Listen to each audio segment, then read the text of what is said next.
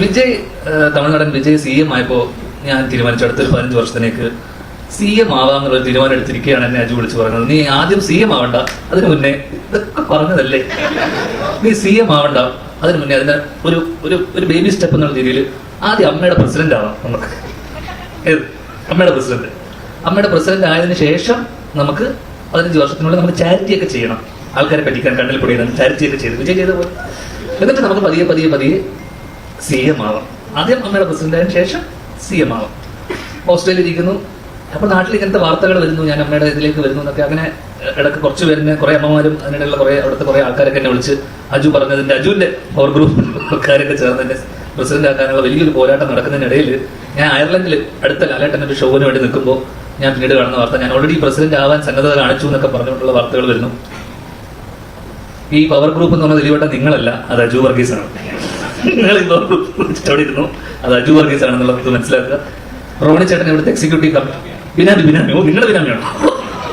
റോണി ചേട്ടൻ ഇപ്പോഴും ഒരു S എന്നുള്ളൊരു ഷർട്ട് ഇട്ടിട്ടാണ് വന്നത്. അത് സൂപ്പർമാൻ അല്ല, അത് ശ്വേത ചേച്ചിയാണ്. ശ്വേത ചേച്ചി വേറെ ഏതൊക്കെ അക്ഷരമുണ്ട് നിങ്ങൾക്ക്? ഇപ്പോഴും എക്സിക്യൂട്ടീവ് കമ്മിറ്റിയിൽ ഇത്രയും സ്ട്രോങ് ആയിട്ട് നിൽക്കുന്ന ഒരാള് ശ്വേത ചേച്ചിക്ക് ഇത്രയും സപ്പോർട്ട് കാണിച്ചുകൊണ്ട് ഇവിടെ വരെ. അതുകൊണ്ട് പക്ഷെ ഞാൻ പറയാണ്, അതിനിടയിൽ പല ചർച്ചകൾക്ക് ഒടുവിൽ അജു എന്നോട് പറഞ്ഞു, എടാ അമ്മയിലേക്ക് നീ വരണ്ട, അത് ഇവിടെ കുറേ പ്രശ്നങ്ങളാണ്. കഴിഞ്ഞ ദിവസം ജനറൽ ബോഡിയിൽ ഞാൻ പോയപ്പോൾ അവിടെ കുറേ പ്രശ്നങ്ങളൊക്കെ ഉണ്ട്. അതിനിടയിൽ പുള്ളിയുടെ ഒരു പ്രസംഗം ഉണ്ടായിരുന്നു അവിടെ. ആ പ്രസംഗത്തിനെ കുറിച്ച് പുള്ളി എൻ്റെ അടുത്ത് വളരെ വാദവരാതെ എന്റെ പ്രസംഗം വളരെ ഗംഭീരമായിരുന്നു എന്ന് പറയുകയും അതിനെക്കുറിച്ച് പലരും അഭിപ്രായം പറഞ്ഞ വോയിസ് നോട്ടുകൾ എനിക്ക് അയക്കുകയും ഈ ജനറൽ ബോഡിയിൽ അദ്ദേഹം സംസാരിച്ച കാര്യങ്ങളെ വളരെ ശക്തമായത് ഇംഗ്ലീഷിലുള്ള ഒരു പ്രസംഗമായിരുന്നു, അത് പറ്റിയിട്ടുള്ള വോയിസ് നോട്ടുകൾ എനിക്ക് അയക്കുകയും ചെയ്തുകൊണ്ട് എന്നോട് പറഞ്ഞു, നീ പ്രസിഡന്റ് ആവണ്ട, ഇനി അത് വേണ്ട, CM ആവണ്ട, ഗവർണർ ആവാം. ഗവർണറിന് വലിയ പണിയൊന്നുമില്ല. ഇതറിഞ്ഞ ഗവർണർ കഴിഞ്ഞ ദിവസം ഒരു ഇന്റർവ്യൂവിന്റെ ഇല്ല വിവരക്കേടിനെ അറസ്റ്റ് ചെയ്യാനുള്ള വകുപ്പില്ല, അത് വകുപ്പില്ല, ഒരിക്കലും അറസ്റ്റ് ചെയ്യും.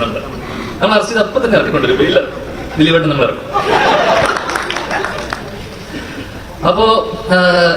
അപ്പൊ ഞാനിപ്പോ ഇവിടെ പറയാൻ വേണ്ട സാധനം ഒരിക്കലും അതിനിടയിൽ എന്റെ അമ്മ എന്നോട് പറഞ്ഞു, മോനെ നീ അമ്മയുടെ പ്രസിഡന്റ് ആവാൻ പോകുകയാണെന്ന് കേട്ടു മോനെ, അത് ഒരിക്കലും പാടില്ല, അച്ഛനൊരിക്കലും ആവാതിരുന്നതിന്റെ കാരണം നമ്മൾ സ്ട്രേറ്റ് ഫോർവേഡ് ആയിട്ടുള്ള ആൾക്കാർക്ക് അച്ഛനെ പോലുള്ള ആൾക്കാർ എന്നെ പോലുള്ള ആൾക്കാർക്ക് അത് പറ്റില്ല. നമ്മൾ ചില കാര്യങ്ങൾ കണ്ണടക്കേണ്ടി വരും. എനിക്കത് മനസ്സിലായില്ല. പക്ഷെ CM ആയി എവിടെയും ഒതുങ്ങിക്കൂടാതെന്ന് ആഗ്രഹിച്ച എന്നെ അമ്മയുടെ പ്രസിഡന്റ് ആക്കി തീരൂ എന്നടങ്ങിയ വാശിയുള്ള എന്റെ മെന്ററിനെ ഈ വേദിയിലേക്ക് ഞാൻ വീണ്ടും സ്വാഗതം ചെയ്യുന്നു. അതോടൊപ്പം തന്നെ ഒരിക്കലും ആവാൻ